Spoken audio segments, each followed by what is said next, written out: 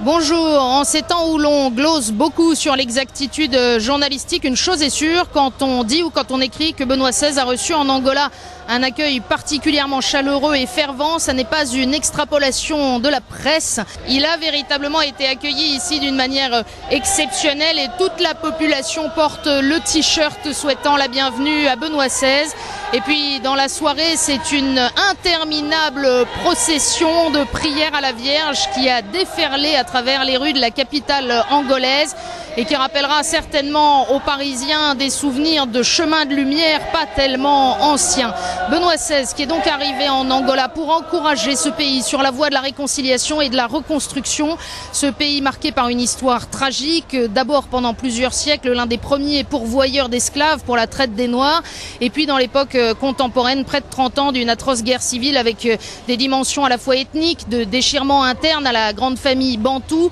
mais également politique, en plein cœur de la guerre froide avec la présence d'une guérilla marxiste, et puis enfin financier évidemment, puisque ce pays est très riche, au moins potentiellement, grâce notamment à ses réserves de diamants et de pétrole. Il est aujourd'hui, il faut le savoir, le premier producteur de pétrole en Afrique. Donc Benoît XVI est venu encourager les Angolais qui vivent dans la paix depuis 2002 et dont le président, qui est au pouvoir depuis des dizaines d'années, mais qui a fait évoluer sa politique, signé les accords de paix en 2002, changé ses alliances internationales, a promis des élections présidentielles pour l'année 2009. À peine arrivé sur le sol angolais, Benoît XVI est allé rencontrer le personnel politique, justement, le président lui-même, mais aussi les représentants du monde politique de l'Angola et puis tous les ambassadeurs du corps diplomatique accrédités ici. Et Benoît XVI a insisté pour que les Africains soient les premiers acteurs de leur développement. Il a aussi lancé un appel à la communauté internationale pour que les objectifs du millénaire en matière de développement soient poursuivis sans relâche pour être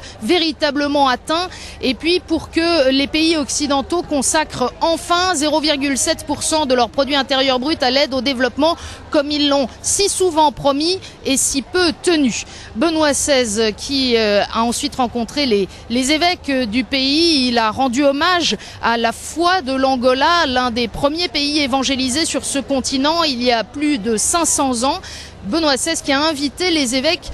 à tout faire pour que la voix des catholiques soit entendue dans le monde culturel aujourd'hui en Angola, notamment grâce à la formation à travers les écoles catholiques très nombreuses ici, et puis même les universités, l'université catholique qui doit jouer un grand rôle. Benoît XVI qui a aussi insisté pour que la voix de l'Église se fasse entendre dans les médias. Le pape qui ce samedi a 2 rendez-vous essentiels sur son agenda. D'abord la célébration de la messe, sa première messe sur le sol angolais avec les évêques, les clercs religieux, religieuses, les prêtres diocésains, mais aussi de nombreux laïcs et catéchistes engagés en pastoral. Et puis samedi après-midi, c'est donc la rencontre très attendue au stade avec les jeunes. Nul doute que la joie des Angolais d'accueillir le successeur de Pierre se fera là aussi sentir.